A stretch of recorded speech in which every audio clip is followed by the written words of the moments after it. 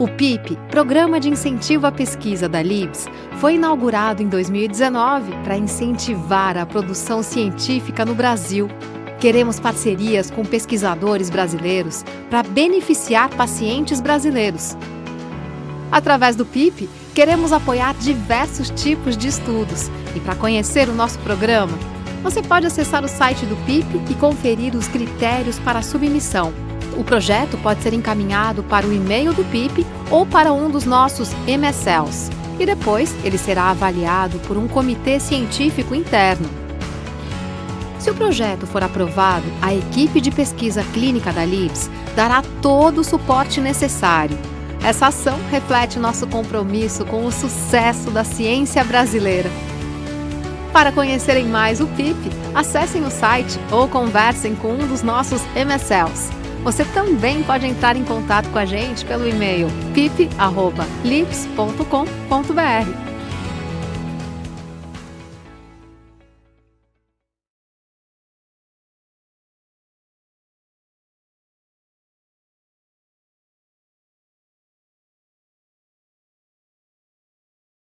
Olá, bem-vindos aos encontros de pesquisa clínica. Estou já com saudade das nossas reuniões. Estamos nessa segunda temporada do Encontro de Pesquisa Clínica. Essa nossa temporada toda dedicada aos projetos de iniciativa do investigador. E a gente está construindo essa história junto com o grupo de apoio à ciência da LIBS, pessoal do MSL da LIBS, que está nos ajudando a construir isso, junto com o pessoal da MD Health na área técnica também. Eu quero agradecer a todo mundo que está ajudando a gente a fazer isso acontecer. O tema de hoje, gente, é a rede de colaboração no desenvolvimento de um projeto de iniciativa do pesquisador. A gente conversou nos últimos encontros sobre a questão de financiamento, onde buscar, como é que a gente monta esse projeto, e hoje a gente vai ver como é que a gente começa a envolver mais gente no projeto, como é que a gente precisa, quando precisa trazer colaboração de outros grupos, até de outros centros, de outros lugares do país, com várias razões para isso. Então, a gente montou um time para vocês aqui que vai nos ajudar a entender o assunto. Eu primeiro vou chamar a doutora Angélica Nogueira Rodrigues, que é oncologista, professora adjunta, pesquisadora da Faculdade de Medicina da UFMG, presidente do Grupo Brasileiro de Tumores Ginecológicos, Grupo EVA, oncologista da Catema Anvisa, e também atua como diretora-geral e responsável técnica do Grupo DOM. Doutora Angélica, a pergunta que ficou para ouvir a sua opinião sobre esse assunto, né? Como é que a gente começa a montar essa rede? Como é que isso começa a acontecer na prática? Conta para a gente. Olá, Luiz, boa noite. Uma honra imensa estar aqui junto com a minha amiga de trabalho, companheira de estudos de iniciativa de investigador, Graziela, e também com o professor Rego, nome conhecidíssimo na pesquisa clínica do Brasil. Então, eu estou aí na UFMG, sou responsável pela pesquisa clínica na oncologia da UFMG e comecei a minha formação, meu mestrado e doutorado foram iniciativas do investigador no momento melhor da pesquisa do Brasil. Eu fiz o meu estudo de mestrado, foi um estudo de fase 1, com uma droga nova, naquela época, que era o erlotinib, o inibidor de tirosina quinase, em câncer do colo do útero, e meu doutorado foi um estudo de fase 2. Então, foi uma iniciativa nossa, foi um desenho do Instituto Nacional de Câncer, e que a gente só teve apoio da indústria farmacêutica. Acho que a gente podia começar contando um pouquinho, assim, fazer essa diferença, né? O que é o estudo clínico iniciado pelo pesquisador. Então, é diferente de um estudo na maioria dos estudos que a gente participa, que são estudos conduzidos pela indústria farmacêutica, né?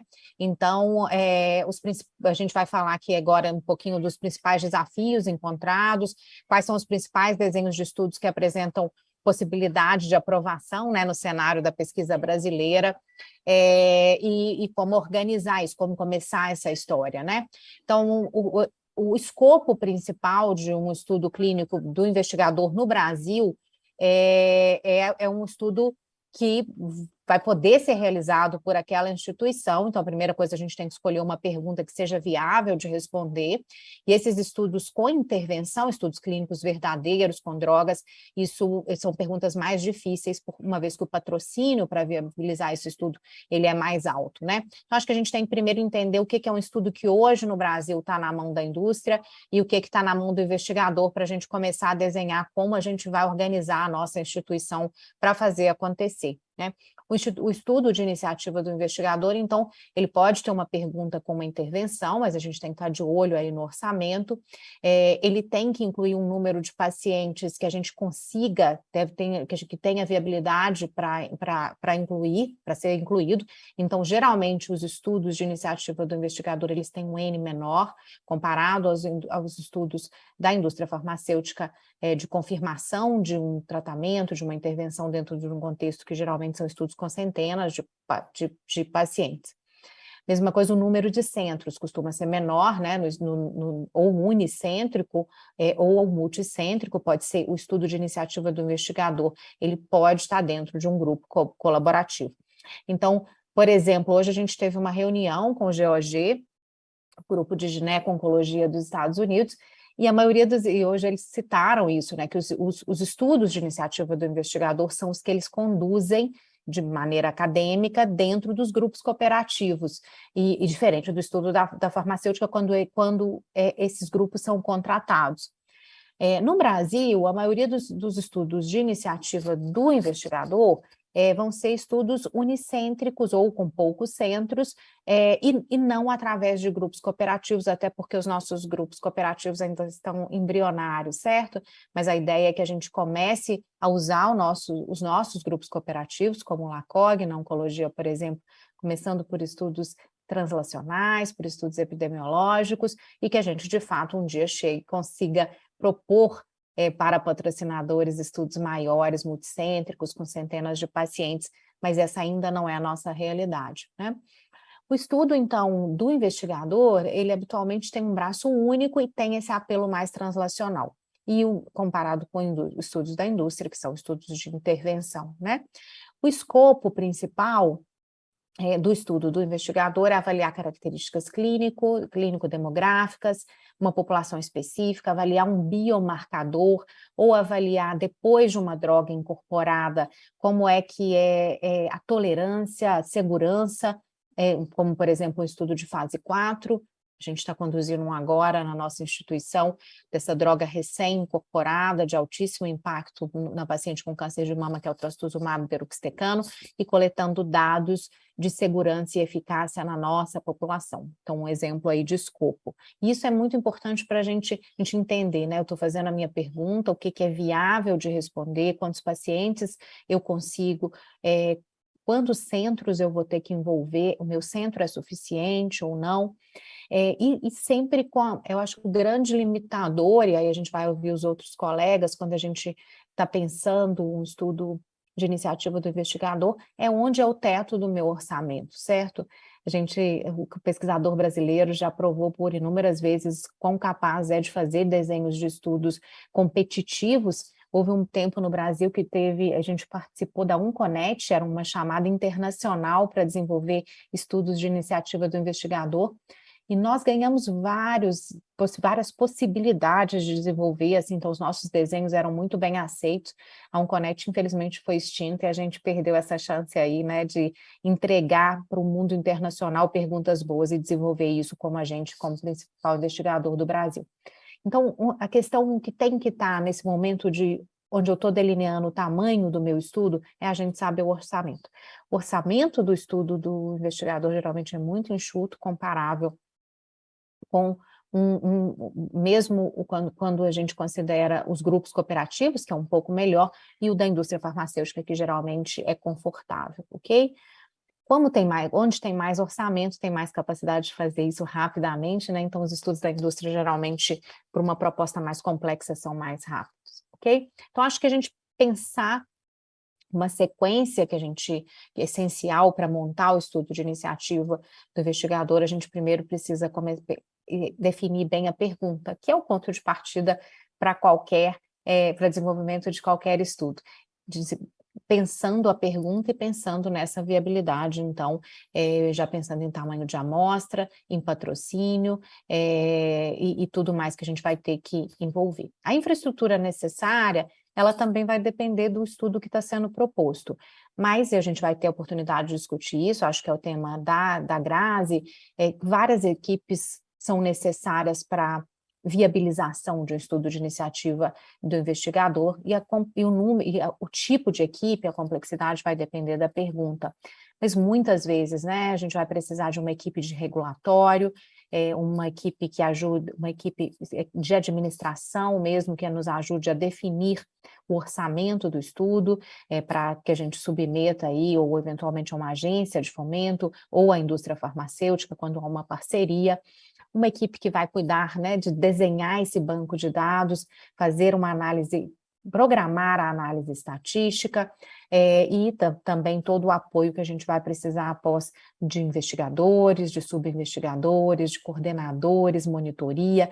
Muitas vezes isso vem esse apoio vem com o patrocinador. E muitas vezes, muitas vezes isso acontece dentro do nosso centro. Então, a gente tem que definir essa equipe e a gente vai conversar isso mais com a Grazi para a gente, se esse é o mesmo tema dela, para a gente entender um pouquinho. Bom, se é possível dentro do meu centro eu incluir todas essas pacientes, o estudo pode ser unicêntrico, mas muitas vezes, e principalmente quando a gente vai pegar doenças mais raras, ou quando a gente quer dar um peso da heterogeneidade da amostra, nós vamos montar estudos multicêntricos, isso é muito bem-vindo, os estudos que a gente tem feito no Brasil via grupo ginecológico, grupo EVA, LACOG, a gente tem tentado fazer multi-institucional, então essa é uma definição importante no primeiro momento. E o que é responsabilidade? Então, a gente pensou um estudo, eu tenho uma pergunta, essa pergunta pode ser epidemiológica, translacional, ou um estudo de intervenção, quanto a mais recurso. Eu discuti com o patrocinador, e o patrocinador trouxe a possibilidade de recurso, está no interesse do pipeline dele, está no interesse de avaliação de segurança de uma incorporação recém-feita. O que é a função do investigador e o que é a função do patrocinador? Então, na iniciativa do investigador, conceber, criar o estudo, coordenar o estudo, conduzir o estudo é a responsabilidade, então, principal é do investigador, mas o financiador, ele controla, ele tem que garantir a proteção dos sujeitos de pesquisa, né, responsabilidade mútua, mas o financiador entra, ele tem que aconselhar os investigadores quanto aos protocolos apropriados, ele tem que garantir o progresso do estudo, né, monitorar se está acontecendo, e muitas vezes a monitoria é responsabilidade do financiador, e documentar a disposição, e documentar esse processo. Então, se a gente for pensar um guia prático, tudo começa de uma ideia, de uma pergunta, de escrever um sumário de estudo, desenvolver um protocolo, aprovar, né, e esse fluxo é para qualquer tipo de estudo, aprovação regulatória, ter um contrato, seguro, isso é super importante no Brasil, é um gargalo bom, né, os nossos pacientes são protegidos por seguro, isso por questão legal, então, mas muitas vezes isso é um gargalo financeiro, pois esses seguros podem ser caros. Com isso definido, né, então a ideia está definida, o estudo é viável, definiu os centros, teve aprovação, a gente começa a envolver as equipes todas necessárias para o gerenciamento e para a efetivação desse projeto do investigador, ok? Então, a gente falou um pouquinho que isso pode ser unicêntrico ou multicêntrico, uma coisa que a gente tem usado cada vez mais é a rede de referenciamento de pacientes. Em Minas Gerais, a gente tem esses grupos em redes sociais, em que todos os estudos que estão acontecendo, eles são reportados e os colegas têm encaminhado interinstitucional cada vez mais, criando esse hábito do encaminhamento, mesmo quando a gente não está participando de um estudo. Isso tem crescido a olhos vistos nos últimos anos no Brasil, né? Então, acho que a gente falou um pouquinho disso do custeio, que é um teto que a gente está sempre de olho, muitas vezes a gente não desenvolve os estudos por causa disso, e lembrando que além dos custos de condução do estudo, da intervenção, tem também a questão que nossos pacientes no Brasil precisam ser segurados. E uma questão muito importante que tem sido trabalhada para a gente tentar ter alguma flexibilidade é que uma pesquisa, uma intervenção por pesquisa, ela não pode gerar custos adicionais ao sistema público de saúde. Então, a gente não pode usar os recursos do SUS para desenvolvimento de pesquisa. O recurso do SUS é para tratamento, e isso acaba limitando muito. E se a gente, até mesmo o braço controle, que fosse um braço que a gente usaria para o tratamento dos nossos pacientes, dentro de uma investigação, ele tem que vir com a verba da pesquisa. A gente pode falar isso depois um pouquinho, que às vezes a gente vê alguns investigadores fugindo um pouco disso, e isso pode trazer problemas para a instituição, e que a gente precisa trabalhar como sociedades médicas, nos organizar para a gente flexibilizar essas barreiras, para que o SUS tenha respostas que ele precisa, certo? Que o recurso seja bem usado. Bom, passada então essa fase toda de organização, montou equipe, realizou o estudo, um ponto extremamente importante aí para a gente seguir esse fluxo é que esses resultados sejam apresentados, positivos ou negativos, que eles sejam publicados. E se o resultado é positivo de um estudo de iniciativa do investigador e gera um produto que vai gerar recurso financeiro, de quem que é essa propriedade? Então, isso é muito importante que seja definido desde o início, a propriedade intelectual. Então, na maioria das vezes, isso é do investigador, porque é um desenho dele, e é da instituição que isso foi desenvolvido, mas isso pode ser acordado desde o início, que em se desenvolvendo um produto e tendo um financiamento, que um eventual apoiador, como uma equipe de robótica ou a indústria farmacêutica, se isso foi acordado, que essa propriedade financeira disso é de outrem, isso e muito importante que isso seja definido no início, e que a publicação aconteça, e que, né, os benefícios gerados aí pelo nosso trabalho, que eles sejam a quem foi devidamente acordada no início.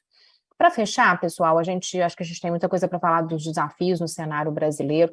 O Brasil não tinha grande tradição em pesquisa clínica, houve períodos muito bons em que a gente conseguiu ter mais propostas de estudos de fase 1, 2, estudos com intervenção, passamos por um momento de muito pouco apoio, e voltamos agora a ter, acho que a gente está começando a ter uma nova onda positiva, o real baixo, e uma franca expansão da pesquisa clínica mundial. Essa combinação tem trazido de volta os olhares, mas o gargalo brasileiro sempre foi os altos custos da pesquisa, principalmente com intervenção, e a pouca tradição. A gente ainda tem muito para organizar. Então, do estudo clínico, né, iniciado pelo investigador, então, a diferença básica é um estudo que não vem do patrocinador, a ideia, o desenvolvimento da sua estratégia, da sua metodologia vem do próprio pesquisador, e ele leva eventualmente a um patrocinador quando necessário, na maioria das vezes é essa proposta. A gente deve fazer a pergunta o mais simples possível, definir um tamanho amostral viável, montar uma rede de colaboração com outras instituições, mas garantir que toda essa equipe, que a gente vai conversar mais, seja possível de apoiar no desenvolvimento do projeto, na viabilização da sua efetivação até a publicação. Desenhar um plano de mitigação de risco, uma coisa que a gente não falou, e seguir toda a rotina de submissão de comitê de ética, etc., como qualquer estudo. Bom, para a gente dar esse pontapé inicial, Luiz, eu vou ficar por aqui, e a gente entra em detalhes maiores no que vocês acharem pertinente. Obrigado, doutora Angélica. A gente viu que a doutora Angélica desenhou para a gente aqui como é que funciona, tudo que a gente fez, um resumo até bem interessante, que a gente vem acumulando conhecimento. Para quem não assistiu nossos outros encontros, eu recomendo, está no YouTube, tá lá, todos os nossos encontros estão lá, inclusive os 15 estudos da primeira parte do nosso projeto. E é o seguinte, ela falou que vai juntar um monte de gente, que vai ter que juntar um monte de gente diferente para trabalhar, com diferentes atribuições, diferentes origens dentro da organização, às vezes até não médicos ou não profissionais de saúde, né? A parte de administração, a parte legal, tudo isso a gente já viu que precisa tá junto.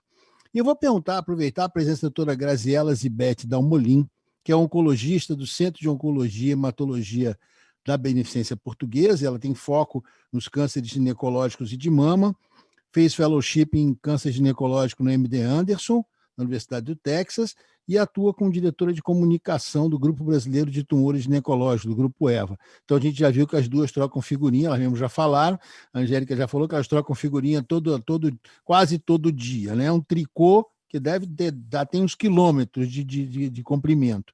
Agora, eu quero perguntar para a doutora Graziella o seguinte: a doutora Angélica falou que vai juntar esse monte de gente. Então, já deve ser complicado coordenar esse monte de gente dentro de uma instituição, né? Imagino como é que é coordenar esse monte de gente quando você tem mais de uma instituição envolvida nesse projeto. Como é que fica? E uma coisa que me vem logo à cabeça, a gente tem uma preocupação muito grande todo o nosso arcabouço legal e regulatório de pesquisa clínica é voltado à proteção do participante, do voluntário. E como é que a gente garante que todo mundo vai estar na mesma página, principalmente do ponto de vista ético dessa relação? Como é que você resolve essa equação complicada? Boa noite, Luiz. Eu queria, antes de tudo, agradecer esse evento, agradecer a Libs, a todos os participantes. A Angélica já fez uma excelente introdução desse tema. Também agradecer ao Eduardo Rego, que também está aqui com a gente. Eu acho que são pontos muito importantes. Até eu vou trazer aqui uma apresentação que vai tentar trazer alguns exemplos para quem está começando nos estudos de iniciativa do investigador, o quão complexo pode ser a estrutura envolvida nisso, né? E eu acho que uma das principais diferenças que a gente vê do trabalho médico, em geral, que o médico é o principal responsável da equipe quando a gente fala em assistência, né? Quando a gente fala em pesquisa, o médico ele muitas vezes uma pessoa que tem o mesmo papel, provavelmente um papel muito menor do que o restante da equipe coordenadora, né, que é muito envolvida e que precisa ser multidisciplinar. Então, eu trouxe aqui uma pequena apresentação falando um pouquinho de 2 estudos meus de iniciativa do investigador para tentar exemplificar. Um é um estudo unicêntrico, agora a gente vai ter 2 centros, e um é um estudo multicêntrico, para mostrar na vida real como que são as dificuldades e tudo que está envolvido para quem está entrando nesse mundo aí da pesquisa clínica acompanhando a gente aqui nessa noite. Então, o que o pessoal pediu também para eu comentar, né, que foi a questão da rede de colaboração. Eu acho que, como a Angélica já comentou bem antes, de a gente pensar no porquê que realizar um estudo de iniciativa do investigador é tão importante, porque cada vez mais, quando a gente trabalha só com a pesquisa patrocinada, muitas vezes o médico, o pesquisador, ele é um puro recrutador, né? E ele não participa de todos os processos do estudo, desde o seu desenho, desenvolvimento, até a publicação. Então, a grande oportunidade de participar de um estudo de iniciativa do investigador permite a gente participar de todas essas etapas, desde o início até o final, como a Angélica comentou muito bem, né? E nisso a gente tem centrado o paciente e a gente consegue realmente, no estudo de iniciativa do investigador, envolver tanto a parte regulatória, né?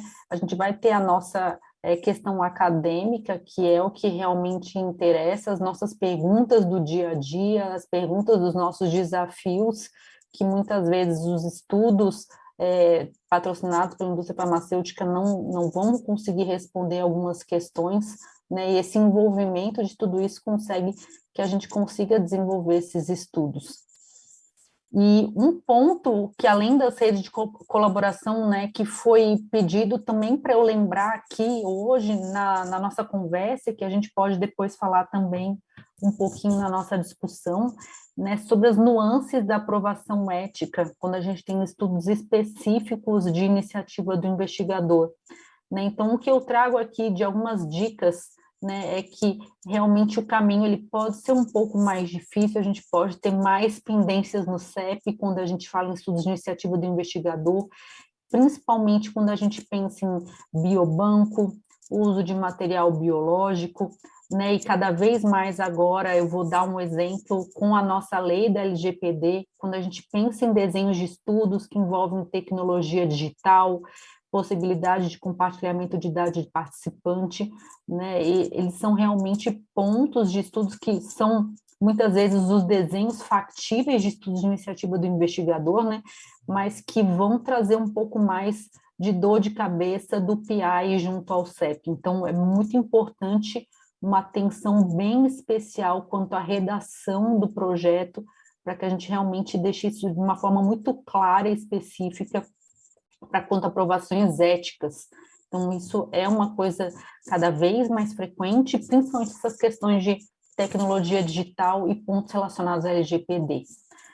Outro ponto que eu percebi, pelo menos na minha prática, né, de questões de nuances éticas, de aprovações éticas, é que muitas vezes, né, como a Angélica comentou muito bem, é muito distinto o processo do estudo de iniciativa do investigador comparado com os estudos patrocinados no que tange ao financiamento, né? Então, a responsabilidade do estudo é do pesquisador e da sua instituição, e não do patrocinador, né? E muitas vezes, para comitês de éticas que não estão muito habituados com esse desenho, que não recebem isso com frequência, isso realmente pode trazer dúvidas, questionamentos, pendências, e quem trabalha com pesquisa sabe que o significado de pendência é atraso para o desenvolvimento do estudo, né? Então, realmente é muito importante uma clareza, né, para evitar interpretações errôneas. E eu acho que um ponto que também ajuda muito e que a gente comenta nas nossas discussões é que realmente existe uma aproximação entre os pesquisadores e os comitês de ética, conversas, discussões, para realmente existir um entendimento. Essa questão de aprovação ética, ela é fundamental para que o estudo aconteça, e ele tem que acontecer da forma correta. Então, realmente existir uma proximidade para conversas, retiradas de dúvidas, antes mesmo do que simplesmente submeter na plataforma Brasil, a gente pode reduzir muito os tempos de pendência, os tempos de dúvidas, e a gente deixar realmente um protocolo limpo, claro, enxuto, e que não traz dúvidas, que não vai trazer questionamentos futuros e que vai trazer segurança para os nossos pacientes.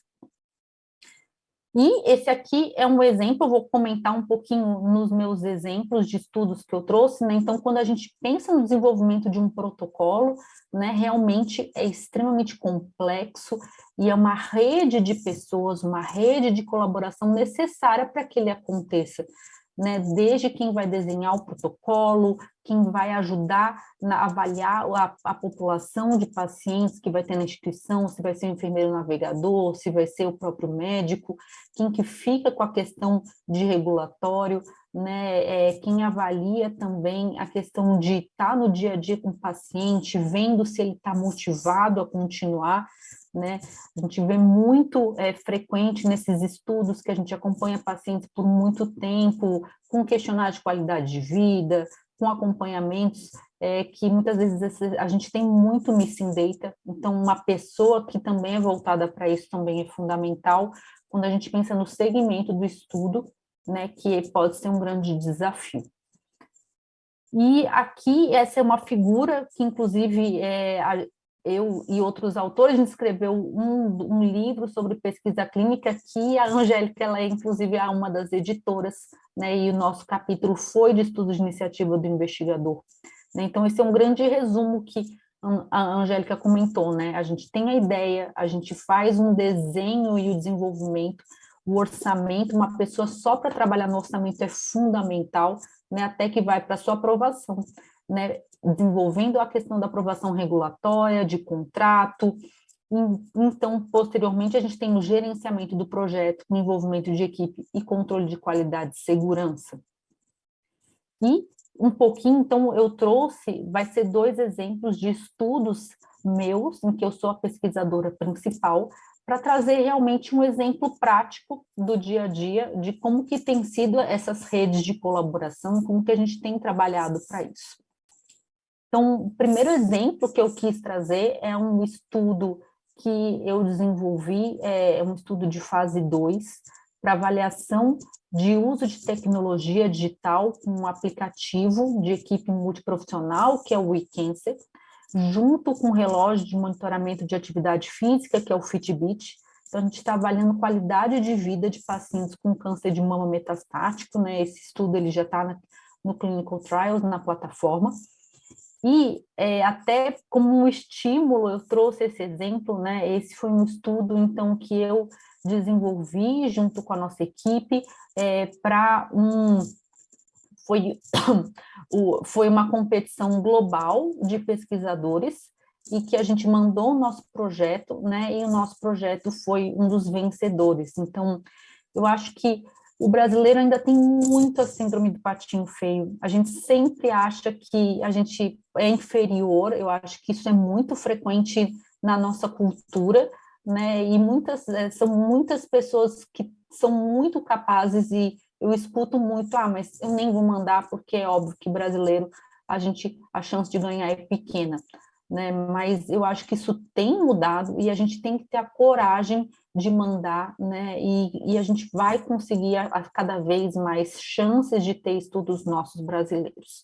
Então, realmente para estimular e mostrar que é possível, sim, a gente conseguir desenvolver pesquisa, mandando os nossos projetos para essas possibilidades de financiamento, né? Então, esse foi o desenho, esse é o desenho do meu estudo. Então, só para explicar um pouquinho, então a gente tem 2 grupos de pacientes, é um estudo randomizado, a gente vai colocar quase 68 pacientes, a gente já incluiu cerca de metade das pacientes, quase 30 pacientes, e a gente faz questionários de qualidade de vida ao longo do tempo, né? As pacientes são randomizadas para o uso ou não do relógio. E aqui é o grande exemplo de rede de colaboração que a gente teve para esse estudo. Então, é um estudo pequeno, são menos de 100 pacientes, um estudo de fase 2 randomizado, mas é um exemplo de mostrar o quanto que a rede de colaboração multidisciplinar ela é essencial para que esse estudo ele aconteça. Então, a gente teve desde um grupo de pessoas que fica trabalhando só para a gente ter a aquisição do relógio, e aqui estou falando de problemas da vida real, a gente teve o Covid, problemas de importação, aumento do dólar, né? A questão de pessoas que estão só trabalhando com os contratos, tanto o contrato da nossa instituição com o grupo do WeCancer, também da plataforma da Pfizer com o WeCancer, né? E a gente teve que fazer muitos ajustes de contratos por causa das questões da LGPD. Então, esse foi um estudo que se iniciou o seu desenho em 2020, e a gente teve todas essas nuances de questões de LGPD por se tratar de um aplicativo, né? A gente também tem a questão de pessoas só que são dedicadas, então, aos aspectos regulatórios, então, pessoas dedicadas à submissão do projeto ao Comitê de Ética, a submissão na Plataforma Brasil, né, a submissão do projeto no Clinical Trials, né, que isso também é importante, de tempo em tempo a gente precisa fazer uma atualização também no Clinical Trials, e esse estudo ele também tem uma nuance, né, que veio junto com o Covid, que a gente conseguiu também a autorização para o TCLE online, né? Então, a gente não tinha isso autorizado no Brasil, o TCLE online, até o Covid chegar, e isso foi uma grande vitória, na minha opinião, para o Brasil, da gente poder incluir, então, TCLE tanto presencial quanto online. Então, a gente teve a presença de muita gente ajudando, gente de TI, gente de estatística, gente de plataforma, que a gente usa o Redcast, né, para a gente conseguir fazer isso de uma forma factível. Também a gente tem a rede de colaboração de centros participando desse estudo. Inicialmente ia ser um estudo unicêntrico da nossa instituição, né? A gente depois teve a parceria com o Hospital Oswaldo Cruz, e mais recentemente agora a gente vai ter também a parceria com o Hospital AC Camargo.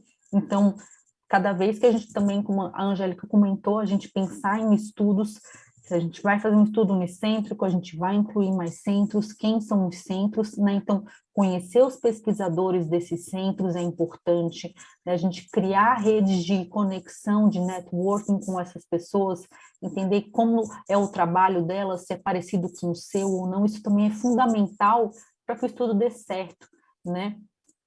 Também não é tão simples a questão da gente ter também os nossos estudos patrocinados, né? Então, o nosso contrato com a instituição financiadora também foi longo, com várias demoras, e tem toda uma submissão para a sua plataforma, que também não é muito simples, então a gente também tem pessoas para trabalhar para isso, né? É muito importante na questão de orçamento, isso ser muito discutido quanto às pessoas que vão trabalhar nesse estudo, né? Então, acho que isso é uma mudança de mentalidade. Eu acho que muitos médicos brasileiros que querem trabalhar com pesquisa ainda pensam muito assim em orçamentos às vezes muito enxutos, uma rede de pessoas muito pequena, e a gente não consegue fazer um trabalho realmente tão bom quanto poderia, claro, né, quando a gente tem uma restrição tão grande. Então, a gente tentar buscar, batalhar e lutar por orçamentos que a gente inclua pessoas que possam ficar dedicando o seu tempo, a gente ter também um tempo protegido para isso, realmente é bem importante e muito desafiador, né?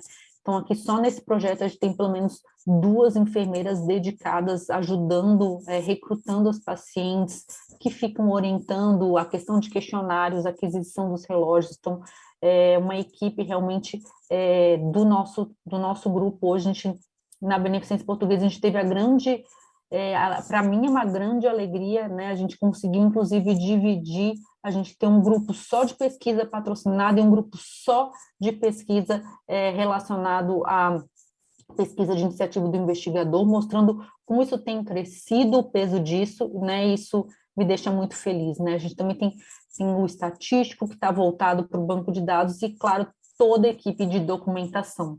Então, assim, eu trouxe esse slide para mostrar, exemplificar realmente como que é na vida real o desenvolvimento de um estudo que até num desenho parece realmente simples, mas que precisa realmente de toda uma coordenação, é uma rede de colaboração bem ampla, né, e que tudo tem que estar muito alinhado. Então, reuniões, né, a pessoa que é a gerente do projeto, ela é essencial, fundamental para que isso realmente aconteça.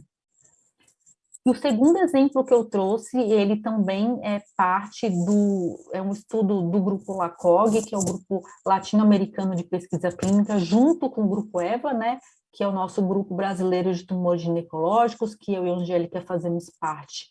Então, esse estudo, ele é um estudo epidemiológico de câncer de colo de útero na América Latina, né? E esse estudo, diferente do outro, ele veio de uma iniciativa da indústria farmacêutica, de uma conversa com jovens pesquisadores para estimular e fomentar a pesquisa na América Latina. Então, não veio diretamente de uma competição global, mas de uma conversa, de um convite de uma indústria, né, mostrando a vontade deles de fazer também a América Latina crescer, né? E eu trouxe esse exemplo para mostrar que realmente a gente tem crescido, né, como um continente que também faz pesquisa, né? E esse estudo, ele é um estudo que vai incluir quase 500 pacientes, a gente já incluiu aí cerca de 200 pacientes já com câncer de colo de útero na América Latina, e o objetivo é avaliar dados epidemiológicos de segmento, tratamento dessas pacientes, e um dos objetivos é a criação de um biobanco de tumores, né? E como eu falei lá no início, não foi simples a gente conseguir a aprovação ética do biobanco, né? A gente tem 20 centros nesse estudo, inclusive alguns centros até hoje ainda barraram a questão de aprovação de biobanco, então realmente, mesmo às vezes desenhos simples, em alguns momentos a gente pode ter assim algumas barreiras, e realmente clarificar isso com o comitê de ética é fundamental. E esse aqui é o desenho de estudo, mostrando aí como que a gente vai fazer a distribuição dos pacientes. Então, são muitos centros, muitos países, e o LACOG, então, ele é a agência organizadora desse estudo. Então, aqui é mais complexo ainda, então, realmente existiu uma rede de network muito grande, a gente enviou o feasibility, a regra é mais ou menos enviar mais ou menos 3 vezes a quantidade de feasibilities para centros, e a gente também conhecer as pessoas, conhecer os investigadores, né? Acho que a cultura de pesquisa na América Latina ainda é muito pequena. A gente também tem a questão de desafio em parte da língua, né? Muitas vezes as pessoas não falam inglês com tanta fluência, a gente tem que falar espanhol, aprendi a falar espanhol por causa desse estudo, então é uma forma também da gente criar laços e conexões com outros países, é algo realmente muito gratificante, mas também bastante desafiador, porque cada país vai ter sua comissão regulatória, seus tempos regulatórios, e isso também é uma grande barreira. E, por fim, né, esse é o último slide, o que eu trouxe de exemplo desse estudo da rede de colaboração, né, ele é um pouco semelhante em alguns aspectos ao estudo anterior, mas de uma forma muito mais ampla, né, aqui a gente vai incluir 20, são 20 centros, 10 no Brasil e 10 na América Latina, né, a ideia é ainda tem alguns estudos ainda para abrir por questões de aprovações éticas, a gente teve essas dificuldades, e alguns a gente teve demoras por questões de contrato. Então, realmente, pessoas dessa rede da pesquisa que trabalhem fortemente na questão de aprovação ética, na questão de contratos, é fundamental para que o estudo não pare, não emperre, não demore seu recrutamento. Né, a gente também conseguiu para esse estudo TCLE online, né, que foi algo assim, uma grande vitória mesmo, para a gente conseguir acelerar recrutamento. E eu acho que uma grande dificuldade desse estudo que eu tenho visto e que acho que tem tudo a ver com rede de colaboração é que estudos multicêntricos de grupos colaborativos, a gente precisa do que a palavra, colaboração das pessoas, colaboração dos PIs, engajamento de pesquisadores para um estudo que a remuneração não é igual da indústria farmacêutica, é um grande desafio, né? Então a gente tem feito reuniões mensais, conversas, mensagens, e-mails, para realmente engajar e conseguir com que as pessoas muitas vezes façam a inclusão dos pacientes necessária para que o estudo aconteça. Então são muitos os desafios, né, mas acho que ao mesmo tempo é muito gratificante a gente receber essas oportunidades e perceber que o sonho ele é possível, né, de ser realizável. Acho que era isso que eu queria trazer. Obrigado, doutora Graziela. A gente está vendo que dá para fazer, né? Dá para fazer. Dá para fazer acontecer. Agora, como a gente já viu desde o início desse projeto de pesquisa clínica tem um grau de abnegação e de dedicação que é diferenciado, né? Então já começa, eu acho que a seleção natural já começa a funcionar nessa área. E agora eu vou chamar para a conversa o doutor Eduardo Rego, que é oncologista, professor titular da Faculdade de Medicina da USP, coordenador do Serviço de Leucemias Agudas do ICESP e do Serviço de Hematologia da Rede DOR, também pesquisador do Instituto de Pesquisa DOR, do IDOR. Né? E a pergunta para ele é o seguinte, a Graziela mostrou já funcionando um estudo de colaboração latino-americana, né? Agora, vamos dizer o seguinte, estou pensando em fazer isso acontecer. Como é que a gente busca essas parcerias? Ela falou, vou conhecer os... A gente já sabe que, no fundo, eu acho que ela já deu um grande spoiler da história, que é o seguinte, eu conheço o pesquisador de lá, a gente vai fazer uma conversa antes, mas eu quero saber se é só isso mesmo, ou como é que acontece essa, olha, eu quero trazer você para o meu time. Como é que a gente traz essas pessoas para cá? Legal, bom, boa noite, Luiz Fernando, prazer estar aqui junto com a Graziela, com a Angélica, agradecer a Libs aí pela oportunidade, e eu acho que a maneira que eu vou abordar essa tua pergunta vai ser mostrar uma experiência da formação de um consórcio, na verdade, que foi o Consórcio Internacional de Leucemias Agudas, e eu espero que com isso assim a gente pelo menos consiga enfim, pelo menos ter alguns fundamentos para a nossa discussão. Eu vou só mudar aqui, alternar. Acho que agora vocês estão vendo a minha tela, né? Bem, então, essa história que eu vou contar, e vai ser bem uma historinha mesmo que eu vou contar para vocês, ela começou em 2002, em Recife. Na época, a gente tinha uns cursos, em grande parte talvez semelhantes a esse, as pessoas que estão assistindo aqui, que se chamava Escola Brasileira de Hematologia, e que reunia palestrantes do Brasil e da Europa, era em parceria com a Escola Europeia de Hematologia, e a gente discutia um tema. E em 2002, esse tema era leucemias agudas. E entre as várias palestras que a gente teve lá, a gente discutiu os avanços nesse subtipo de leucemia mieloide aguda, chamado leucemia promielocítica aguda, então é um subtipo. Esse subtipo é definido geneticamente, então ele tem um rearranjo gênico entre o cromossomo PML e o cromossomo RARA, então é uma translocação cromossômica que gera a doença.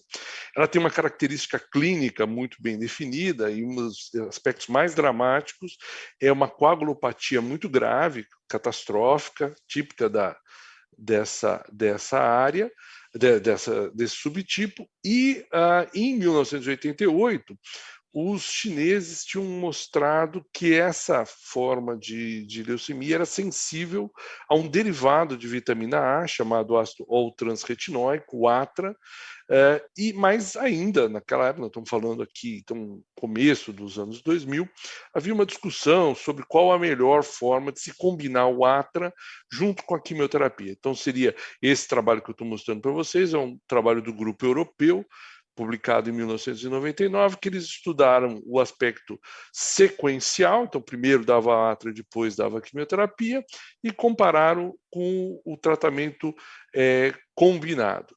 E vejam que essa curva de sobrevida é muito boa, um resultado de uma sobrevida de pelo menos aí próxima a 4 anos, na faixa dos 75%, 80%. Bom, os vários amigos que estávamos ali, né, vários colegas que estávamos ali estudando, resolvemos perguntar, e no Brasil? Né? Então, a primeira dúvida era que a gente assistiu aquela aula e falou assim, olha, tudo bem, mas não é o que eu vejo no meu dia a dia. Então, nós juntamos aí, na verdade, 15, 16 colegas que representavam centros de hematologia grandes, todos aqui nesse caso, a maioria deles públicos, e resolvemos então fazer uma análise retrospectiva e ver se os nossos resultados reproduziam um dos 2 braços, por exemplo, publicados pelo Fenô naquele estudo que eu mostrei anteriormente. E esse foi o resultado, completamente diferente. Então, nós, em 132 pacientes brasileiros com leucemia promielocítica aguda, a sobrevida global em 2 anos era de 52%. Né? E muito disso, se vocês observarem, é devido a essa forte queda que havia nos primeiros 30 dias, que era, basicamente, se refletia a perda, a mortalidade precoce, elevada, devido aos sangramentos. Bom, isso, na verdade, foi muito pior do que a gente imaginava na época, e os colegas que a gente manteve contato depois, mesmo no exterior, consideravam que isso era uma situação, uma necessidade que devia ser abordada. A gente, em algumas reuniões, tentou elocubrar aí quais seriam as possíveis razões para esses desfechos. Então, havia o argumento de que refletia uma demora no diagnóstico, o paciente chegava mais grave, uma demora no início do tratamento, quer dizer, então, fazia o diagnóstico, mas não tinha o ATRA à disposição naquele momento, seja porque o diagnóstico era atrasado, porque dependia de um teste genético, porque não havia um estoque de emergência, porque talvez o suporte transfusional era inadequado naquela situação, algumas complicações como essa que eu citei aqui, a síndrome de diferenciação, talvez não fossem reconhecidas pelos colegas e por falta de educação médica. Também o acompanhamento mais a longo prazo da resposta à doença não era feito, então que exigia um monitoramento molecular, e em alguns centros a gente tinha uma alta taxa de abandono. Bom, então a gente tinha um diagnóstico, um problema, uma proposta diagnóstica, e aí nós conseguimos, então, vender essa ideia não a um patrocinador de uma droga, né, não a uma indústria farmacêutica, mas à Sociedade Americana de Hematologia. Então, nessa reunião aqui de 2004, né, se não me engano foi em Atlanta, a Sociedade Americana de Hematologia, a ASH, aceita criar o seu primeiro estudo de iniciativa do investigador fora dos Estados Unidos, através desse comitê de membros internacionais da ASH, cuja missão era exatamente promover a interação entre médicos e pesquisadores em países em desenvolvimento, com objetivos de longo prazo, melhorar atendimento clínico e criar uma infraestrutura nacional para os ensaios clínicos e pesquisas. Então, aí a gente passa a ter duas redes de colaboração, né?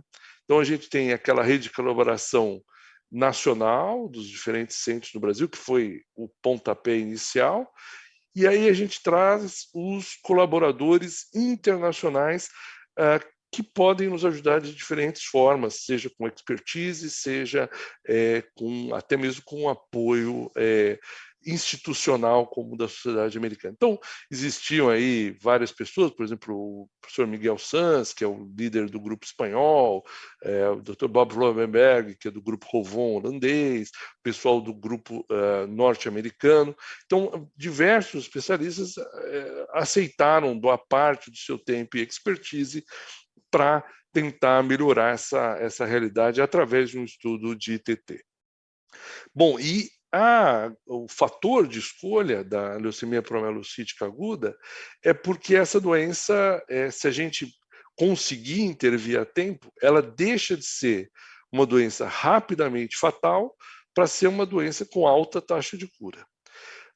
A terapia é baseada em medicamentos relativamente baratos e ainda existem até hoje desafios científicos relevantes nessa doença, tanto dos aspectos de patogênese como nos aspectos clínicos. Então, nós começamos com uma rede de redes nacionais. Então, o desafio para o desenvolvimento regional era que cada país formasse a sua rede nacional. Então, nós começamos com o México, o Brasil, o Uruguai e o Chile, né, em 2005, 2006, e evoluímos, incluindo também aí o Peru e o Paraguai mais para frente, e esse é o grupo que está presente até hoje. E aí a gente também teve que estabelecer algumas regras, né, a priori, para que fosse criado, para um centro ser filiado a esse consórcio. Então, naturalmente, parece simples, mas isso não é tão simples. Primeira coisa, a gente precisa garantir que existisse no país um medicamento, no caso seria antracíclico e o Atra. Precisava existir serviços de medicina translacional, bancos de sangue capazes de prover o suporte transfusional desses pacientes. Um laboratório com um microscópio de imunofluorescência básica, então muitos usaram, na época ainda se usava muito para a imunologia, fazer testes de imunofluorescência. Precisa ser capaz de participar de reuniões usando ferramentas de web, e a gente já teve, então aqui, veja, em 2005 já entram as ferramentas de web como um elemento fundamental de conexão, né, de reuniões periódicas, de discussões bianuais, como, aliás, semestrais do grupo, né, e a identificação de um coordenador nacional que, na verdade, era responsável por estabelecer os estudos de biologia molecular em cada país. Então, que não vou entrar nos detalhes aqui, foge, mas o que nós conseguimos entrar na forma de consenso? Esse protocolo tinha que ser baseado para pacientes de baixo nível socioeconômico. Então, nós escolhemos realmente Atra e o antracíclico mais barato que havia no mercado, que era a daunorubicina. Para resolver essa questão do diagnóstico precoce e do início rápido do tratamento, nós adotamos um teste com a colaboração de um pesquisador, na verdade, de 2 pesquisadores italianos que tinham desenvolvido um teste de imunofluorescência que dava uma resposta rápida para a presença ou ausência do rearranjo, que depois precisava ser confirmado por um teste de biologia molecular, que na época já demorava uns 3, 4 dias para ficar pronto. E eles disponibilizaram esses anticorpos de forma gratuita, então na base da colaboração mesmo, e nós tivemos troca de pessoal de laboratório para treinar todo mundo nessa técnica, de tal maneira que a gente conseguisse ter uma homogeneidade nos resultados. Criamos diretrizes, principalmente na parte de medidas de suporte de transfusão, tá certo? Perdão, vou voltar um pouquinho aqui. E acertamos que seria fundamental a existência de um biobanco que desse apoio, então, para as questões mais científicas pertinentes. O monitoramento para aqueles pacientes que entravam em remissão, para garantir que eles mantinham a resposta ao tratamento, gerenciamento de dados baseados pela internet, hoje também usamos o REDCap, na época não existia o REDCap, a gente usava o sistema POND do St. Jude's, e um programa educacional contínuo por videoconferência, por reuniões locais e internacionais. Então, qual que era o fluxo, né, de um caso suspeito de leucemia promielocítica aguda? Então, esse paciente chegava, alguém olhava uma lâmina e falava, olha, essa aqui tem uma célula que eu suspeito que possa ser de leucemia promielocítica aguda. Então, era feito o início imediato do ATRA e da terapia transfusional, um teste rápido com a imunofluorescência por anti-PML e mandava a amostra de sangue desse paciente, sangue medula óssea desse paciente, para o Laboratório Central Nacional de cada país. Aqui no Brasil era lá em Ribeirão Preto, e repetia o teste anti-PML e já fazia o teste confirmatório por biologia molecular.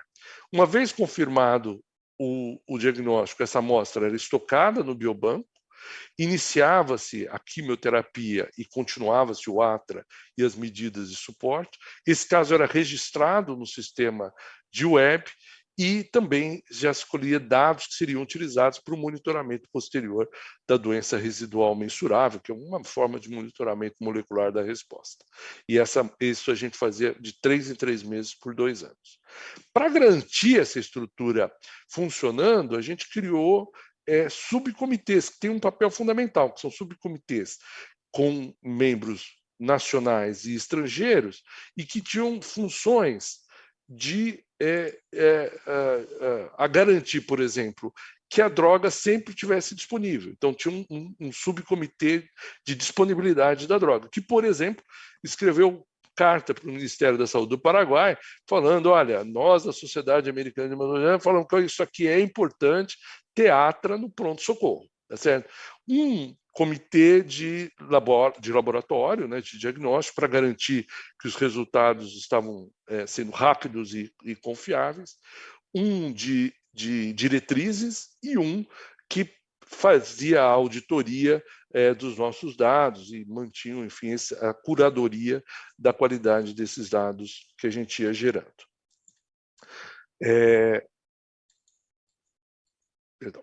Bom, e qual foi o resultado? Então, nossa primeira análise ínterim foi publicada em 2002, já há um tempinho do estudo, 180 pacientes. Então, a gente começou a observar uma taxa de remissão de 85%, uma queda da taxa de mortalidade de 32% antes, né, da gente começar o consórcio, para 15% após isso, e uma sobrevida livre de doença de 91%, e uma sobrevida global em 2 anos de 80%. Então, isso, comparando, então, em verde é a sobrevida global após a nossa iniciativa, e em rosa aí os dados anteriores à iniciativa. Então a gente conseguiu aí ter um avanço muito importante nas mesmas instituições, com os mesmos colegas, né? E isso resultou, né? Foi inclusive apresentado na sessão plenária do Congresso da Sociedade Americana de Hematologia. Pois, como é que nós estamos? Então, esse estudo foi encerrado agora, em 2022. Nós conseguimos, ao todo, recrutar 787 pacientes nos países, o que, considerando que essa é uma doença relativamente rara, essa provavelmente é a maior coorte do mundo dessa doença, o maior estudo de iniciativa de investigador em leucemia promielocítica aguda, né? Aí tem essa, só para mostrar a distribuição, lógico, a maior parte dos pacientes vieram do Brasil, mas tivemos uma colaboração importante do Chile e do Peru também, né? Os resultados foram comparáveis nesses países, né? Então a gente conseguiu reproduzir esse modelo não só no Brasil, no Chile, que tem uma condição, né, particularmente o Chile tem uma condição, uma estrutura de serviço de saúde melhor do que os outros países, mas a gente conseguiu ter tanto no gráfico ali sobrevida global, no B sobrevida livre de doença e no D aqui a taxa de recaída a longo prazo, nós já temos então um segmento de mais de 15 anos, e nós tivemos vários ganhos adicionais, né? Então, todos os países relataram a sua experiência local em reuniões nacionais e internacionais, resultou em artigos. O Uruguai, depois dessa iniciativa, estabeleceu um registro nacional de leucemias mieloides agudas, que foi excelente, porque, na verdade, como é um país pequeno e que todos os centros participaram, eles têm hoje um dado epidemiológico muito consistente. O Peru melhorou muito a relação entre as regiões, é um país onde as regiões, semelhante ao que tem no Brasil, são muito díspares, né? E eles têm um problema deles terem um sistema que é entre duas, como se fossem dois SUS, vamos falar assim, e isso intensificou a colaboração na hematologia nesses dois programas de saúde. O Paraguai treinou o seu pessoal no laboratório no exterior e conseguiu, por exemplo, citometria de fluxo, conseguiu estabelecer um laboratório de estudo no país que é muito bem estruturadinho. E nós tivemos, naturalmente, vários artigos publicados, né? Então, aqui eu estou citando 10 artigos, mas nós temos mais de 17 artigos publicados, com a experiência de várias coisas, desde artigos que falam da oncogênese da doença, a experiência clínica propriamente dito, biomarcadores. Então, isso naturalmente foi bem reconhecido internacionalmente, e, inclusive, nós recebemos a capa da principal revista de hematologia, que é a Blood, da sociedade, e que tinha o título do comentário do editorial era Progresso Far Below. Então, era um editorial elogiando o progresso que os países da América Latina tinham feito com as suas próprias pernas, né? Bom, as lições que eu aprendi nesses mais de 15 anos é que, da mesma maneira que a Angela e a Graziele falaram, eu acho que existem questões muito relevantes que só podem, na verdade, não é só devem, só podem ser respondidas pelos profissionais da América Latina, sejam oncologistas, sejam hematologistas, que as redes de colaboração são essenciais, que elas são criadas dentro da sua instituição, elas são criadas entre instituições brasileiras e são criadas internacionalmente. É fundamental, como a Graziela bem mostrou, a colaboração com pessoas de diferentes conhecimentos. Então, a gente teve pessoal de laboratório, pessoal de TI, né, biologistas, eu acho que é muito importante. Foi fundamental termos estatutos, isso também a Angélica mostrou muito bem. Então, nós temos o termo em inglês de bylaws, então está tudo combinado, quem é o primeiro autor, quem é o segundo autor, como é que cada um... olha, eu tenho uma ideia para usar esse banco de dados aí, eu posso? Pode, mas funciona dessa maneira, e biobanco é essencial. Biobanco é a possibilidade de você responder perguntas, dá muito trabalho, é muito difícil, sem dúvida, mas algo que a gente tem que perseguir. E para onde nós fomos? Então, nós fomos continuamos com o consórcio ele serviu um modelo para outras doenças, então essa experiência foi reproduzida no Caribe, com crianças com leucemia aguda, está sendo reproduzido com anemia falciforme na África, e nosso grupo está indo para um grupo de doenças ainda mais desafiador, que são as leucemias mieloides agudas, e esse é o estudo que está hoje em andamento. Eu espero que eu não tenha ultrapassado muito meu tempo, agradeço muito a atenção de vocês. Obrigado, doutor Eduardo. Olha só, para a gente ver o seguinte, eu acho que dá um calorzinho no coração, né? A gente vê que a coisa não só é viável, como acontece e tem um resultado que é não só porque é muito uma das coisas que a gente escuta por aí, né, quando se começa a falar de pesquisa clínica e coisa, é aquela coisa tipo assim que parece meio distante, né, da realidade das pessoas, mas eu acho que a gente tem que brigar para mostrar mais isso, porque isso mostra que não é, a ciência faz parte, quer dizer, a pandemia esfregou isso na cara de todo mundo, né? Que a ciência faz parte da vida da gente. Mas eu acho que esse tipo de coisa mostra que não é só numa situação de emergência que isso acontece, ou seja, quem se dedica à pesquisa, quem se dedica à ciência, está resolvendo problemas do dia a dia das pessoas. E que muitas vezes a sociedade não tem a menor noção disso. Eu queria aproveitar que está todo mundo aqui, prestar atenção, né? Ainda, vamos falar o seguinte: olha, o nosso próximo encontro ainda é nesse mês. Tá? A gente teve que dar uma ajustada aí por causa de junho e julho. Vai ser no dia 31 de agosto, no final desse mês, e a gente vai abordar os desafios. Agora, dentro do mesmo nosso projeto de estudo de iniciativa do pesquisador, como é que a gente estimula a farmacovigilância e principalmente a captação e a retenção dos pacientes. E agora, eu estou aqui com os 3 panelistas para conversar com a gente, e a primeira pergunta é veio pela internet, não sei de quem, não tem o nome aqui, mas enfim, eu acho que ela reflete uma palavra que todos vocês usaram, que é o seguinte: motivação. Tudo bem, que vocês são motivados, a gente já está vendo, né? Que como pesquisador-chefe, como, enfim, alguém que está coordenando um centro de pesquisa, vocês são motivados, naturalmente. Agora, como é que você consegue manter e transmitir essa motivação para todo mundo do grupo? É um trabalho mais complicado do que muitas vezes, pelo jeito, é você tocar time de futebol, num campeonato longo, ou coisa assim. O de vocês parece mais difícil ainda, né? Como é que é? Então, se eu puder dar o meu tostão aqui, quer dizer, eu acho que quando você vê o problema do paciente, é um problema do dia a dia, né?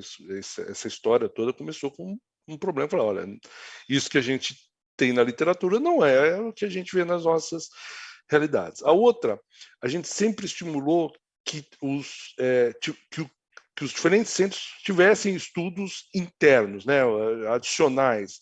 Então, quer dizer, todo mundo é dono, né? Não tem eu estou aqui falando, mas muitos desses estudos foram outros pesquisadores que propuseram e que usaram essa base de dados e puseram. E uma coisa que para nós funcionou, foi muito importante, é a parte de laboratório. Então as pessoas sentiam também a sua realidade mudar, falaram, não, agora eu consigo testar para o PML rara aqui na minha instituição, aqui no meu país, eu consigo monitorar por biologia molecular, e isso foi muito importante e está sendo muito importante nesse projeto que a gente está em andamento. Eu vou nessa mesma linha, eu acho que o primeiro é esse sonho de transformar, então de melhorar o tratamento para os nossos pacientes. A pesquisa no Brasil muitas vezes é a oportunidade de acesso a algo que a gente não tem, certo? Muitas vezes o braço controle que seria standard fora é uma possibilidade de eles terem algo a mais, isso é espetacular. Conhecer as nossas doenças e deixar isso como legado da nossa carreira, eu acho que isso brilha os olhos da maioria dos médicos, e quem não brilha, eu acho que está no lugar errado, né? Quando a gente vê a possibilidade de mudar o conhecimento da nossa doença, isso traz um incentivo imenso para a nossa prática. Eu acho que ser oncologista, oncohematologista e conseguir participar de construção de conhecimento a nossa prática é muito dura, certo? A prática do Dr. Rego, que trabalha aí com leucemia, mas a gente também que trabalha com sólidos, com doenças tão desafiadoras, a gente está aí na vanguarda do desenvolvimento de conhecimento, é muito estimulante. Então, eu acho que isso de que todos se sintam donos, que foi trazido pelo Rego, acho que é fundamental.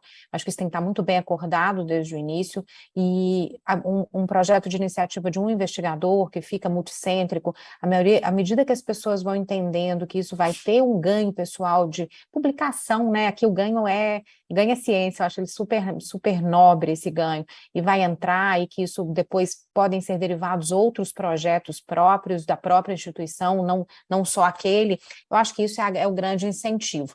Tem que ter perfil, claro, tem gente que gosta só da assistência pura, mas com o apoio crescente que a gente tem tido, acho que a gente vai ver cada vez mais as instituições fazendo esse tripé de educação, pesquisa e assistência, e isso, um lado alimentando o outro, né? Eu acredito muito nessa força que um traz para as outras áreas.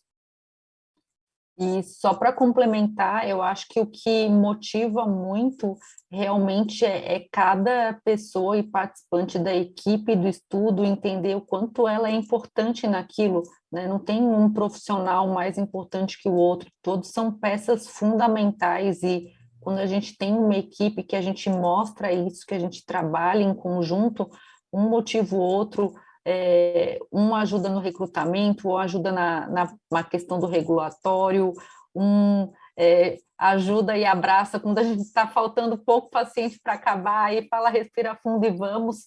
E eu acho que é esse espírito de time, de equipe mesmo, é que faz dar certo e motivar o estudo a acontecer. Muito bom.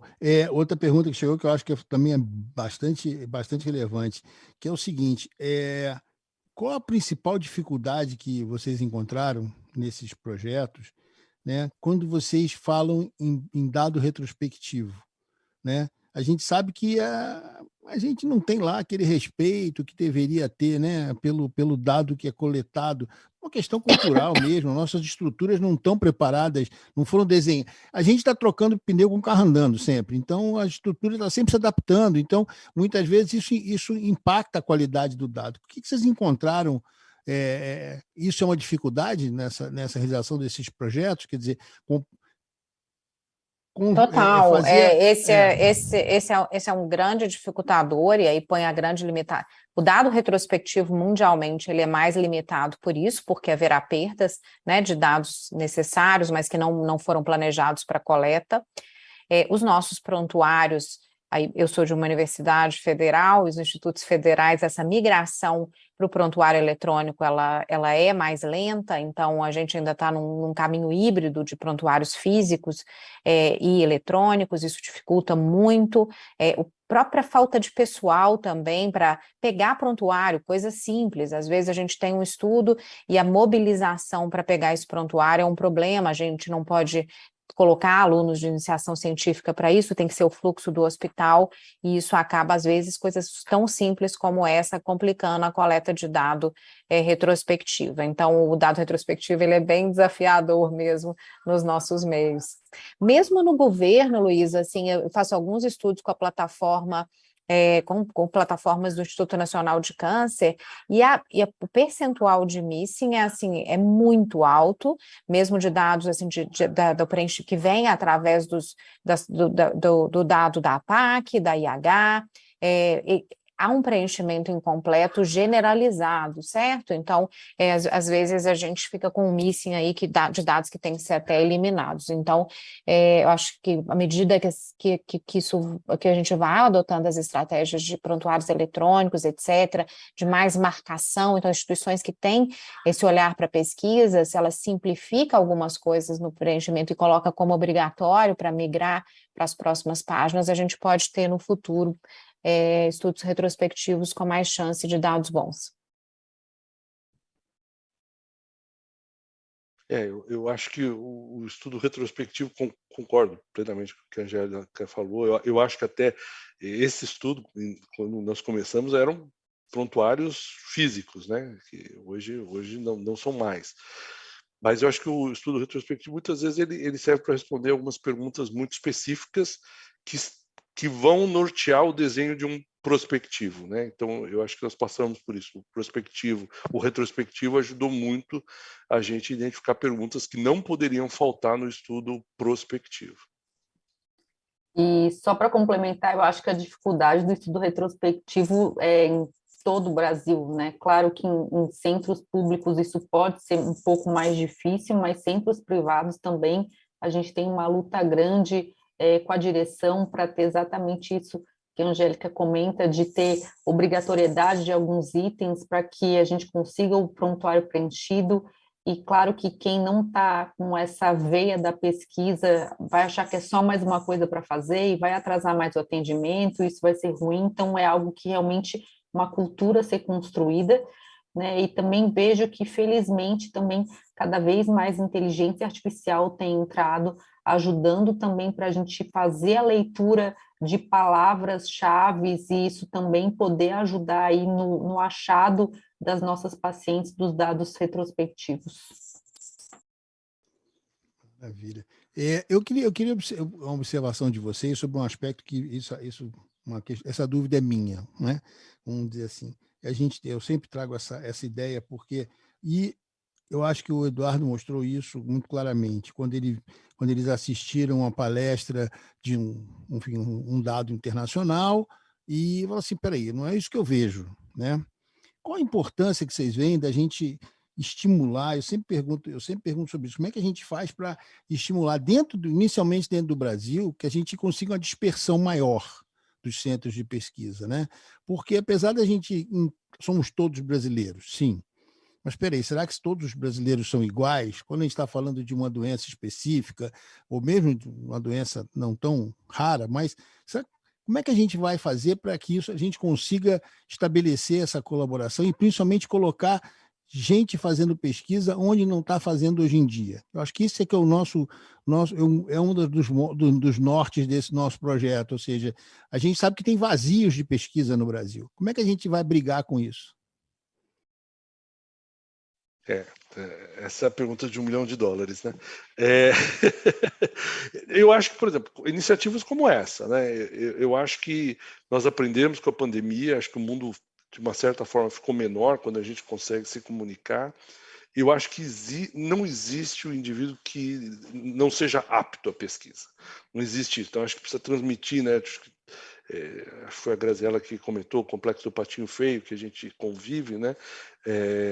Então, acho que primeiro é transmitir essa segurança, que não existe um indivíduo inapto à pesquisa. Existe um indivíduo que tem que achar qual é o melhor ponto para ele atuar, mas existe lugar para todo mundo. E eu acho que a gente tem que tornar o país menor mesmo, através de consórcios, grupos de pesquisa. Isso vai ser uma porta de entrada cada vez maior. Eu acho que até mesmo as universidades elas têm que colaborar mais entre si, né? Eu acho que esse ponto da universidade talvez seja a porta de entrada. Eu estou experiência agora de liderar um grupo de tumores femininos, médicos brilhantes, e aí eu passei uma ideia de fazer um estudo super simples, e aí um dos médicos que eu gosto muito falou, nossa, eu não ia pensar. Falei, puxa, é porque ele veio de uma instituição totalmente de assistência, que ele não foi provocado para pensar. Eu, como vim de instituições de pesquisa, eu vejo 2 pacientes, eu já randomizo, né? Assim, eu já fico o tempo todo pensando como transformar, é até exagerado, assim mesmo. Eu trabalhei em instituições muito pequenas, em CACONs do interior, e eu estava o tempo todo transformando algo em pesquisa. Então, acho que vem da formação. Então, assim, nós estamos num país que metade das escolas médicas não tem oncologia, né? E pesquisa clínica tem um dado que foi publicado na imprensa leiga de 10% dos estudantes de medicina têm introdução à pesquisa clínica. Eu acho que isso está exagerado, eu acho que a maioria não tem, assim, o básico de pesquisa clínica nas suas formações, nessas faculdades novas. Então, eu acho que, assim, ter formação de pesquisa clínica, o básico, né? De pensar, eu acho que a pessoa já vai ligar, todo mundo tem esse potencial, basta ligar essa chavinha interna que a gente começa a pensar em pesquisa clínica. E outra é essa questão das redes, né? As redes cooperativas começam a nascer no Brasil. Num primeiro momento, elas vão favorecer as instituições mais bem estabelecidas, naturalmente, para a coisa dar certo, mas à medida que for precisando de paciente, tudo vai abrindo espaço, né? E aí, quem está fora do grande eixo, começar a participar de programas como esse, da Libs, fantástico, né, que tem treinamento. começar a estruturar seu centro e gritar que tem interesse, né? Muitas vezes a gente tem que contar para o mundo que a gente está num local que quer fazer pesquisa, né? E aí assim, a gente fica de olho e começa a incluir esses centros. E até teve recentemente também, o próprio LACOG, né, também acabou fazendo um estímulo de vários centros de pesquisa para serem realmente orientados fora das grandes cidades. Eu achei que foi realmente uma iniciativa muito, muito boa, e todas essas iniciativas como as que vocês estão fazendo da LIBS, realmente eu acho que ajudam muito a abrir mesmo conhecimento, pessoas que nem pensariam em trabalhar com pesquisa, cada vez mais pensam, né? Então, acho que hoje muitos oncologistas jovens, eu vejo meus residentes perguntarem como é trabalhar com pesquisa, como é trabalhar na indústria farmacêutica. Então, eu percebo que já existem outros horizontes, outras ideias de carreiras para as pessoas mais jovens. Antes era simplesmente, puramente assistencial, e hoje já se começa uma cultura diferente. Então, acho que é um caminho mesmo de educação continuada para estimular novas pessoas. Acho que eu vou falar aqui de uma coisa, eu tenho que confessar que eu já estudei, minha faculdade foi há muito tempo, né? Algumas décadas, né? Que eu me formei algumas décadas atrás. Então, eu acho que esse ponto que a Angélica tocou é importante, ou seja, cara, primeiro que a gente tem que mudar o currículo, né? Tem que brigar dentro do currículo, porque o primeiro contato que eu tive com pesquisa clínica foi a cadeira chatíssima, assumo chatérrima, de metodologia científica. Aquilo ali era um porre de assistir aquelas aulas, né? Você chega na faculdade e dá de cara com um negócio que é chato, que é difícil, é árido, né? Você já escolheu medicina porque não gosta de matemática, o cara vem com um monte de conta, pô. Ninguém gosta daquilo. Né? Se gosta daquilo, já pode até caminhar para a pesquisa direto, porque já passou no primeiro teste. Mas tem que tornar isso mais atrativo. Eu acho que isso é fundamental. Exagerei um pouco a brincadeira, mas é por aí mesmo. Temos que mexer com. E aí complica, né? Porque no Brasil a gente está mexendo aí com o MEC, né? Mexe com outro ministério. A gente está acostumado a lidar com o Ministério da Saúde, mas aí está lidando com o MEC. É sempre mais complicado. Mas eu acho que o caminho é esse mesmo. E vem uma outra pergunta que é o seguinte: como é que a indústria. E aí eu coloco indústria, e a pergunta foi como é que a indústria pode auxiliar para alavancar mais, além de financiamento. E eu vou colocar um outro lado, que também eu acredito bastante. Como é que a iniciativa privada, seja da área da saúde, ou seja, em geral, pode alavancar esse processo de estímulo, não só a pesquisa clínica em geral, mas principalmente os projetos de iniciativa do pesquisador. Veja, eu acho que a iniciativa privada ela tem perguntas que ela quer saber, né? Quer dizer, a gente tem, principalmente nas especialidades que nós estamos falando aqui, hemato e onco, estamos falando de tratamentos muitas vezes muito caros, e que nós precisamos saber se o resultado que foi reportado, né, ele se reproduz na vida real. Esse é um exemplo, né?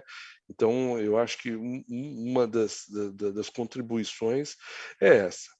A segunda é a gente tem que fazer a ponte entre ciência e larga escala.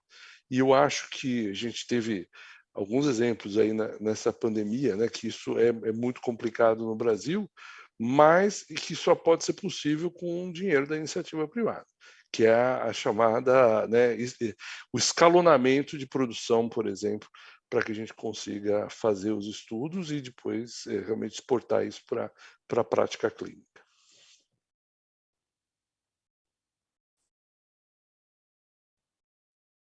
E acho que cada vez mais a pesquisa clínica é só um dos exemplos em que as parcerias público-privadas, a gente tem visto no Brasil que elas dão certo, né, em vários setores da economia, da engenharia, da medicina. Não vejo por que não na pesquisa clínica também não dá certo. Então, a gente ter outras possibilidades de fomento que possam realmente, inclusive para estudos que muitas vezes não estão relacionados com drogas específicas, que não necessariamente precisam do apoio da indústria farmacêutica, né? Como eu dei esse exemplo, a gente cada vez mais vai ver o uso de inteligência artificial, tecnologia digital, né? Então, muitas vezes é uma empresa que nem é relacionada à medicina, uma IBM, que é quem vai poder, às vezes, patrocinar um estudo desses para a gente fazer algo relacionado com isso, então acho que é muito válido.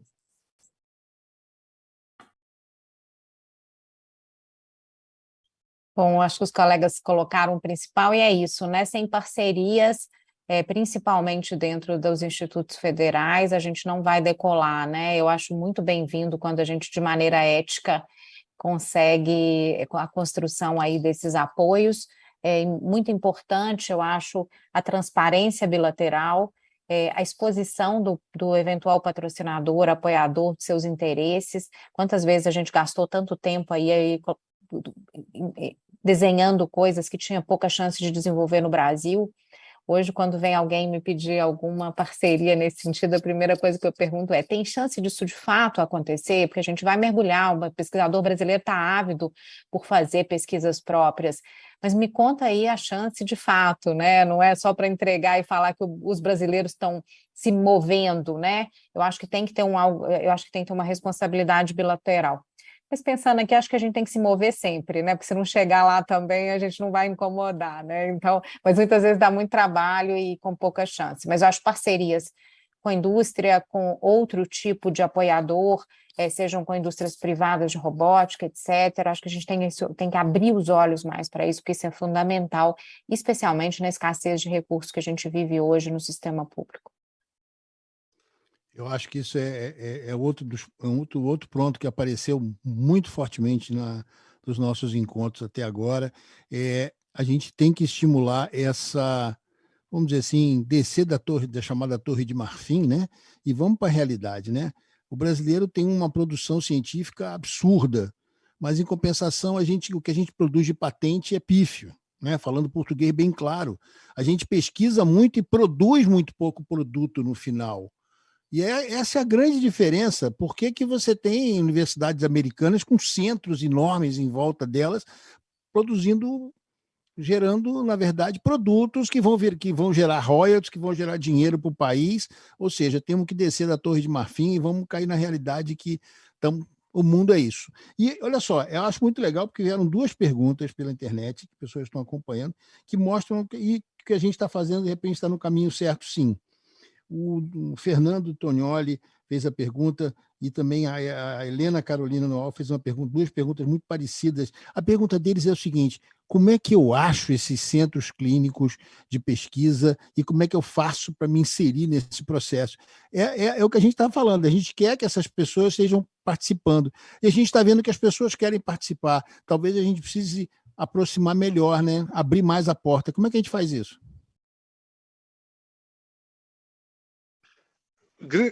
Por exemplo, dos centros que nós estamos discutindo aqui, é contato pessoal. Na verdade, assim, olha, eu estou aqui na cidade X e tenho interesse em fazer pesquisa clínica. E aí vai discutir, por exemplo, que nem na experiência do consórcio, a gente tinha estabelecido alguns critérios. Assim, olha, você consegue fazer isso, né? Você tem isso, isso, isso. Veja, eram critérios muito simples. Tem um banco de sangue que tem a férise de plaqueta, tem atra no teu pronto-socorro. Ah, não tem, mas eu resolvo isso. Então, tá bom, é por aí que a gente começa. O objetivo é esse mesmo. Eu vejo também na prática que muitas pessoas que hoje eu estou, inclusive, trabalhando, eu conheci em grupos de WhatsApp, grupos de Telegram, então acho que as redes sociais, elas têm o seu papel e elas podem ajudar, no fim do dia, conhecer pessoas, então elas podem encurtar essas portas e realmente entrar em contato. Eu acho que os grandes centros todos têm os contatos dos coordenadores nos seus sites, nas redes sociais, então realmente mandar mensagem. Eu acredito que está todo mundo muito aberto a ouvir e receber pessoas que querem contribuir e colaborar.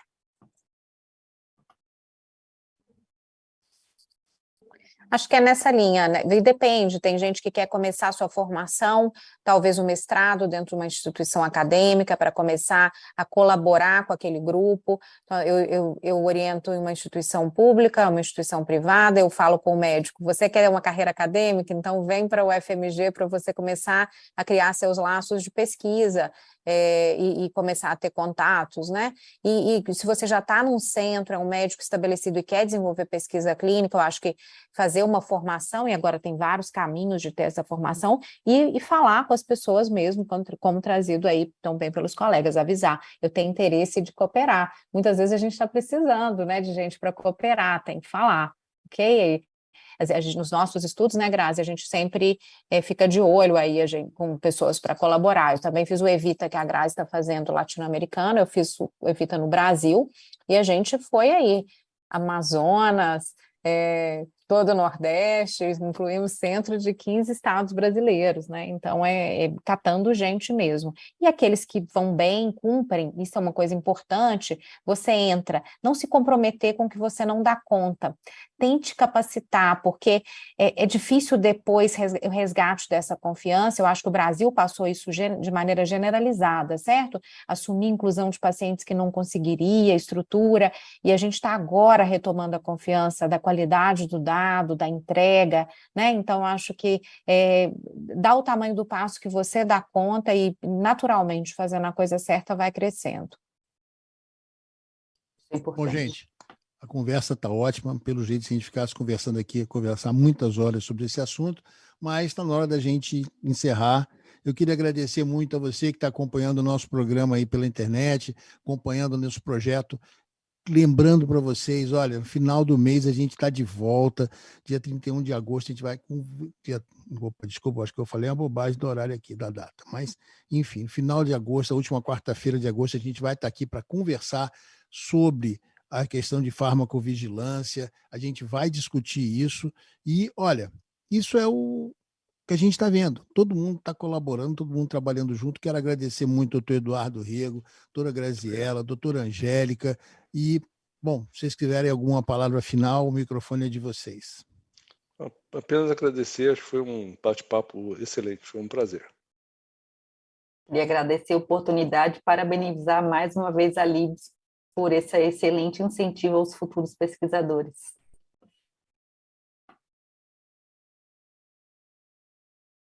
Todo mundo. Opa, tô no mudo. É isso mesmo, é com a capacitação de mais profissionais, com iniciativas como essa, como o workshop que vai acontecer também, né, da Libs, é assim que a gente vai formar gente e disseminar a pesquisa Brasil afora. Uma honra imensa estar com esses colegas tão capacitados, aprendendo com eles. Bom, gente, estamos chegando realmente no final. Lembrando a vocês, no final do mês a gente está de volta com nossa reunião, falando dessa vez sobre farmacovigilância, agradecendo ao grupo de pesquisa clínica da Libs, agradecendo a MD Health o apoio técnico e agradecendo a você, principalmente, que acompanhou a gente até aqui. Até mais. Te espero no final do mês, hein, gente?